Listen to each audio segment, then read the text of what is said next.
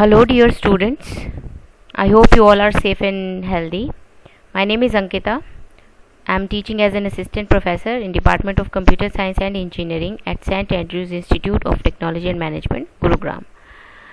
I welcome all of you to the lecture 12th of my online lecture series of computer networks. In previous video, we studied about proxy servers and the network operating system. We saw their different types and different features of each. In this video we will proceed further in virtual LANs. So what the traditional LANs are? See, in traditional LANs we have workstations which are connected through some medium or cables or hubs or repeaters, and these devices are used to propagate the incoming data signals, and these signals are propagated throughout the network. However, if two people they attempt to send information at the same time, so a collision might occur, and once the collision has occurred, it will continue to be propagated throughout the network also like data. So the original information will therefore need to resend after waiting for the collision to be resolved, thereby incurring a significant wastage of time and resources. And to prevent collisions from traveling through all the workstations in the network, a bridge or the switches can be used. So these devices will not forward the collision, but they will broadcast every or multicast every user on the network, so to pass the collision information. So it will not pass the collision message or the packet due to which collision occurred, but they will pass or broadcast the messages that there is collision on the channel. So all the users will refrain for some time to send the message. A router may be used to prevent broadcast and multicast from traveling through the network also. And the LAN segment is known where we have some computers, we have different hubs and repeaters, and a small part of a complete LAN is known as a LAN segment. So various LAN segments combinedly form a WAN or a metropolitan area network. A LAN segment is also known as collision domain, since the collisions they remain within the segment, and the area within which broadcast and the multicast are combined, that is called the broadcast domain or local area network. Thus a LAN consists of one or more LAN segments, and defining broadcast and collision domains in a LAN that depends on how the workstation and hub switches and the routers are physically connected. Virtual LAN, on the other hand, is a concept in which we can divide the devices logically on the layer 2 and on the layer 3. So layer 3 divide broadcast domain by broadcast, but broadcast domain can be divided by switches using the virtual LANs, whereas on data link layer we can divide the devices logically. Okay, so but on layer 3 we can divide the devices physically using the switches. So virtual LANs, they allow network manager to logically segment a LAN into different broadcast domains. Since this is a logical segmentation and not a physical one, so the workstation they do not have to be physically located together. So if they are residing at some different or far distance places, but they should be logically connected, it is not necessary that they must be connected through some wires or cables.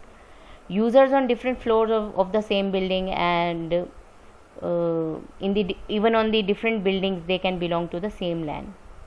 So virtual LANs also allow broadcast domains to be defined without using routers. Bridging software that we have seen in the LAN interconnecting devices, this software is used to instead define that which workstation they are included in the broadcast domain, and routers only have to be used to communicate between two virtual LANs also. So virtual LAN physical view is looks like this. We have bridges or switches here. Bridge and switch both work on the data link layer. This is the virtual LAN A, this is virtual LAN B. This complete is a LAN basically, and virtual LANs are the small segments of this local area network. This is the external router, and the logical view, if you want to go with the logical view, you can consider it with the router who is connected through the sales department, accounting and the research also. So a broadcast domain is a network basically, is a network segment in which if a device broadcasts a packet, then all the devices in the same broadcast domain will receive it. Broadcast domain is nothing but a collection of computers or those and if any message is broadcasted on the virtual LAN, then only those computers will get that broadcast message. So that is known as the broadcast domain. So the devices in the broadcast domain, they will receive all the broadcast packets, but it is limited to switches only, as routers don't forward out the broadcast messages, and to forward out the packets to different virtual LAN from one to another or broadcast domain, inter VLAN routing is needed. So you can see here. So these are the inter VLAN routing is present. Through virtual LAN, different size sub networks are created, which are comparatively easy to handle, and these are the different range of virtual LANs, that it comes in various ranges 0240951, and there is one line specification also I have included. These are the reserved virtual LAN which cannot be seen or used from 0 to 4095, and virtual LAN 1, it is a default VLAN or switch. By default, all the switch ports are in virtual LAN, and this VLAN can't delete it or edit it, but that can be used. So 2 to 1001 is a normal VLAN range. We can create, edit, delete these virtual LANs. From 1002 to 1005, these are the Cisco defaults for FDDI or the token ring. These are the type of networks which we will see in the starting of the third unit in the upcoming videos, and these VLANs also cannot be deleted. So these are the range. As we have different classes for the IP addresses, we have virtual LAN ranges also. So these ranges are specifically defined for some specific purpose. Now come the features of the virtual LAN. First of all, performance. In any network where traffic consists of the high percentage of broadcast and multicast messages, virtual LAN can reduce the need to send such traffic to unnecessary destinations. For example, in a broadcast domain, we have 10 users. If the broadcast traffic is intended for 5 of the users, then placing those 5 users on the separate VLAN and can reduce the traffic. Compared to switches, routers require more processing of incoming traffic. Okay, so we can specifically define that this amount, only 5 or 6 users will be receiving the broadcast, or they will be inside the broadcast domain. So we can create virtual LAN of such computers or such systems. As the volume of traffic passing through the routers increases, so does the latency in the routers, which results in reducing the performance.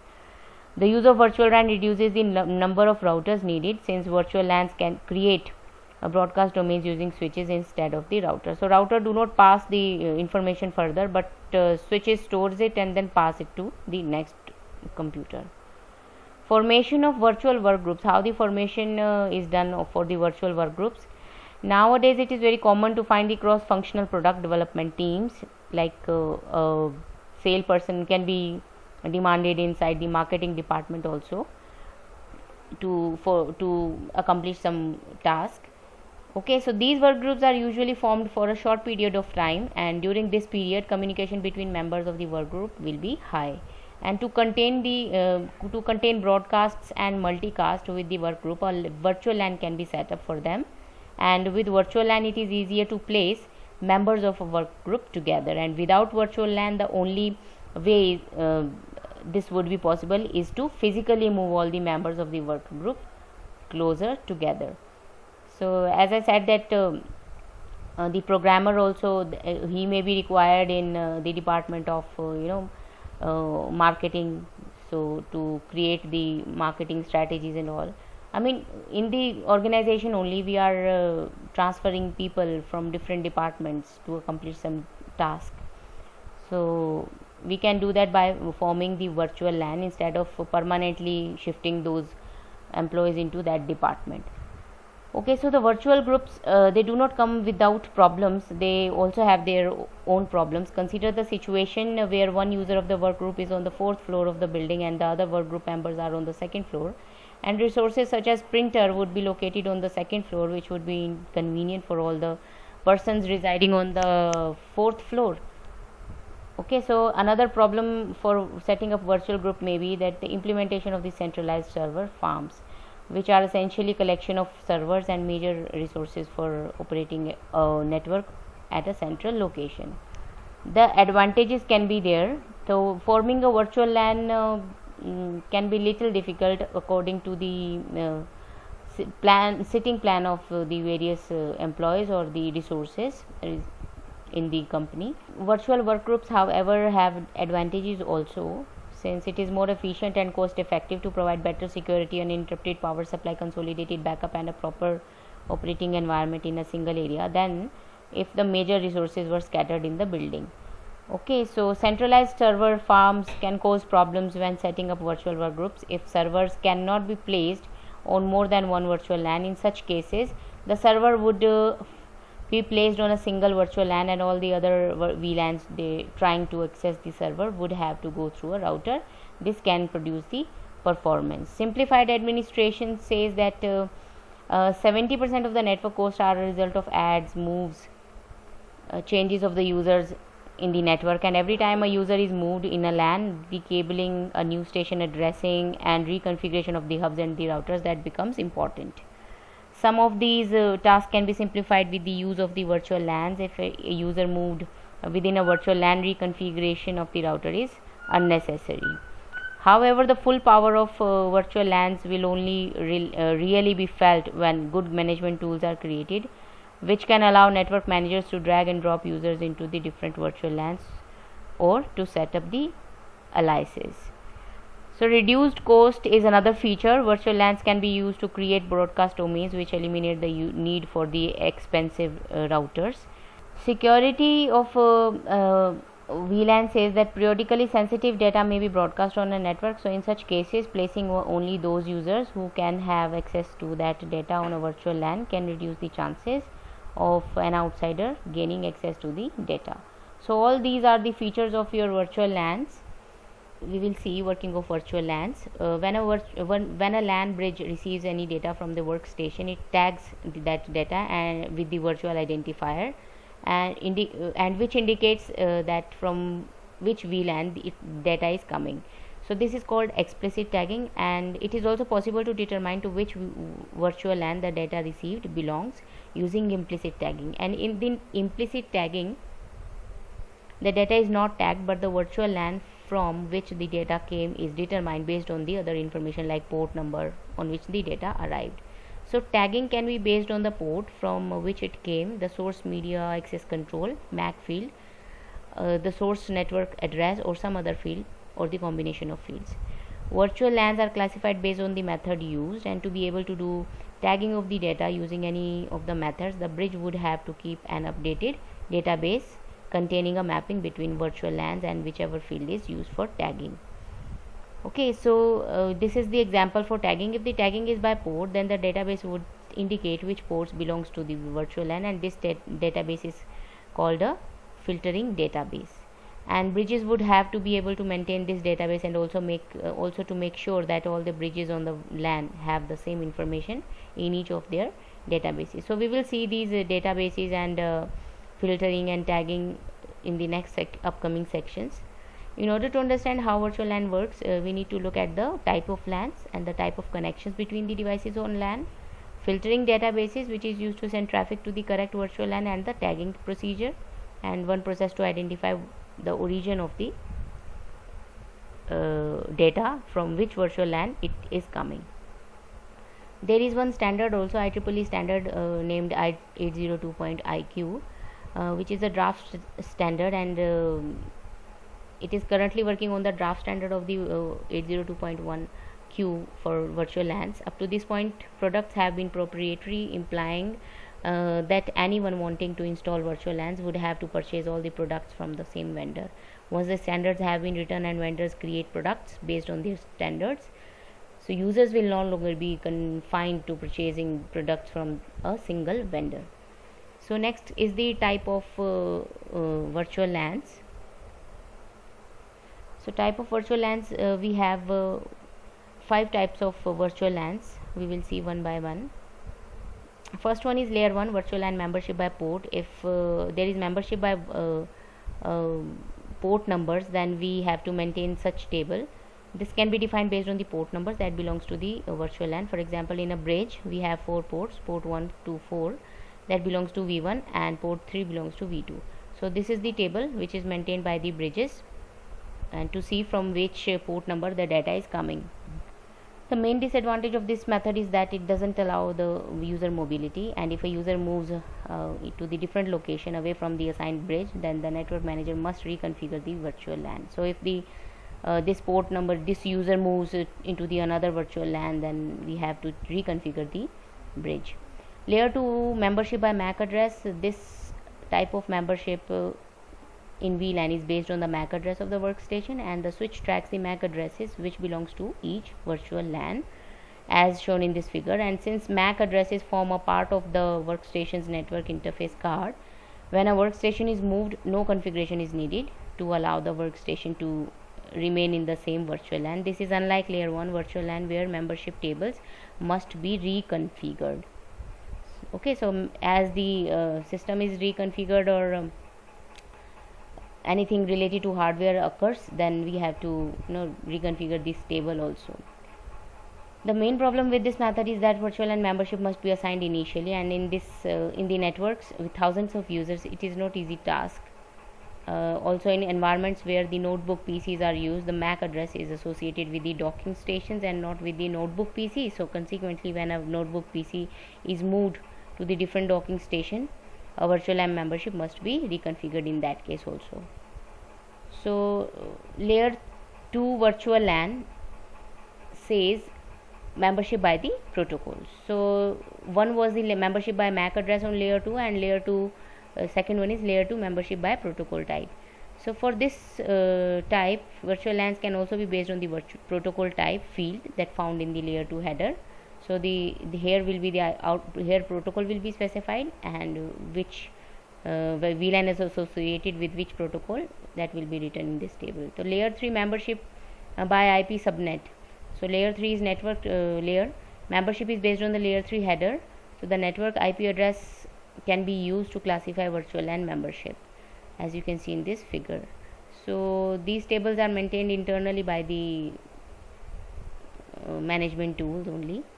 Although the virtual LAN membership is based on layer 3 information, this has nothing to do with the network routing and should not be confused with the router function. And in this method, IP addresses are used only as a mapping to determine membership in the virtual LAN. No other processing is involved for the IP addressing.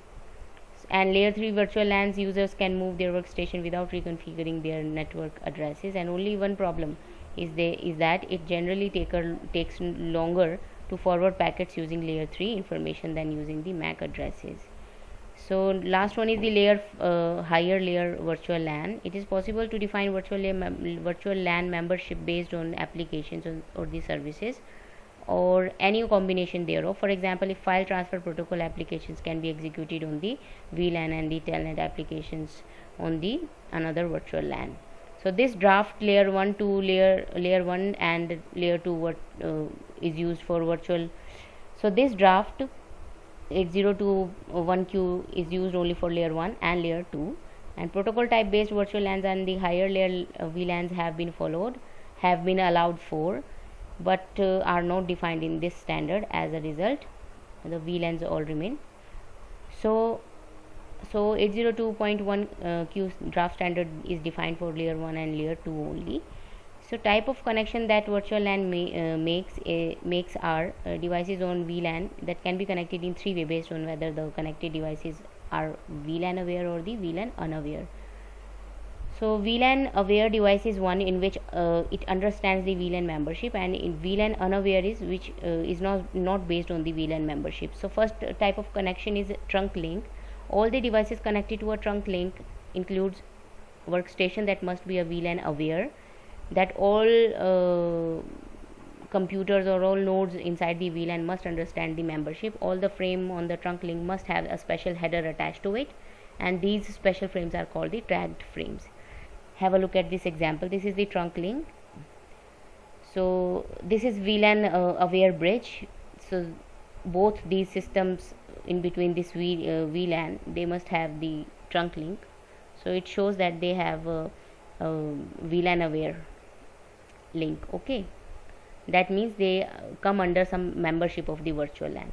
Access link is the second type of connection. In this, it connects virtual LAN unaware devices to the port of the VLAN aware bridge. All the frames on access links must be implicitly tagged. as seen the figure also. So this is the VLAN aware bridge which is connected to some other virtual LAN. So this virtual LAN is VLAN unaware device. Okay, so such type of connection is shown by the access link. And hybrid link says that this is the combination of the previous two, that is the access link and the trunk link. So in this link where both the virtual and aware and unaware devices are attached, a hybrid link can have both the tagged and the untagged framed also, and all the frames for a specific virtual LAN must be either tagged or untagged. So these are the virtual aware workstation and these are the virtual unaware workstation. So through the link or the connection they have in common, that is known as the hybrid link. So these three types of connection can be possible between the virtual LANs. So this was all about the virtual LAN. This content is enough for final examination preparation. We will proceed with further topics in the next videos. Thank you so much. Take care.